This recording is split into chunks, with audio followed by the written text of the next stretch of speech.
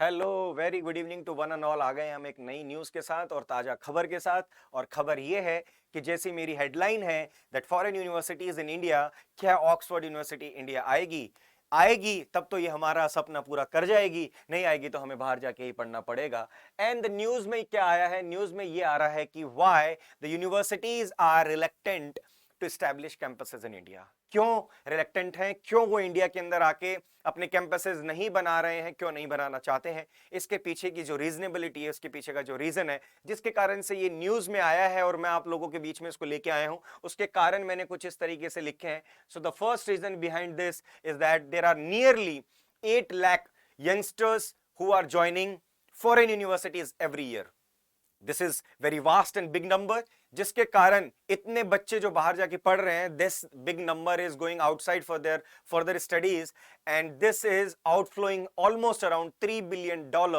That is again a very huge number. So this is a matter of concern for India to understand this कि हम इसको किस तरीके से neutralise कर सकते हैं, किस तरीके से हम बेटर कर सकते हैं।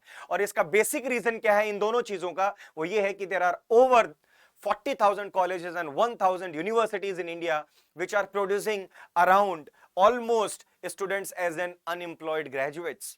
And this is high time that we should change our education policy and we should amend things like that way कि हम better education provide कर सकें, skillful education provide कर सकें, and we produce employed graduates, not unemployed graduates. So this is the basic news which I am covering today.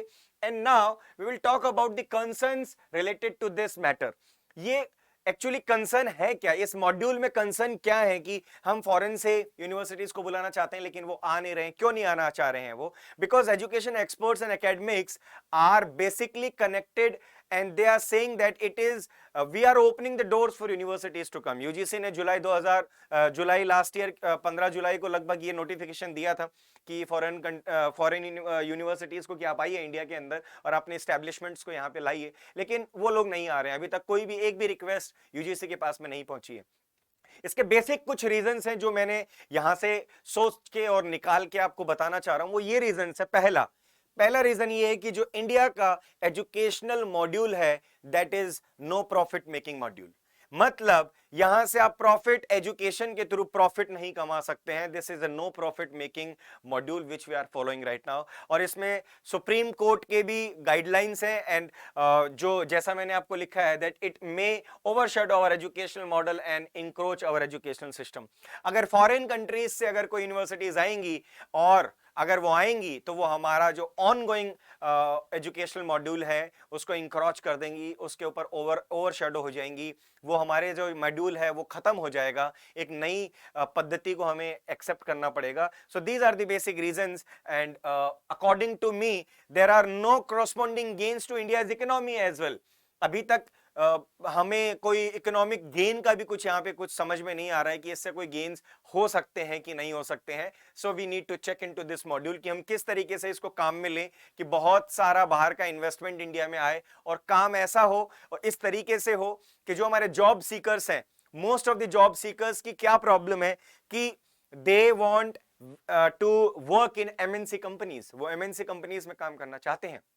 आप, मैं, जो भी एक ग्रेजुएट पर्सन है, हर बंदा चाहता है कि वो एक अच्छे कंपनी के अंदर वर्क करे। और उसके पीछे की रीजनेबिलिटी ये है कि जब हम फॉरेन जाते हैं लोग और वहां पे जब वो एजुकेशन लेते हैं and then they get opportunities to enter into big firms, big companies, big MNCs, तो वो लोग फिर वापस से नहीं आते हैं, वो वहीं सेटल डाउन हो जाते हैं।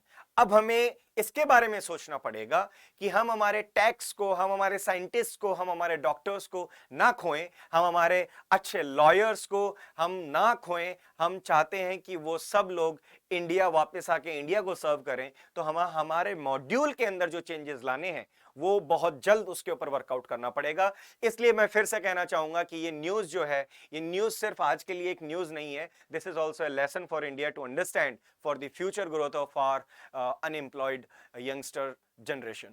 Thank you and have a very great day ahead. And फिर से मिलते रहेंगे ऐसे ही एकदम ताजा ताजा गर्मा गर्म खबरों के साथ में। Bye bye, take care.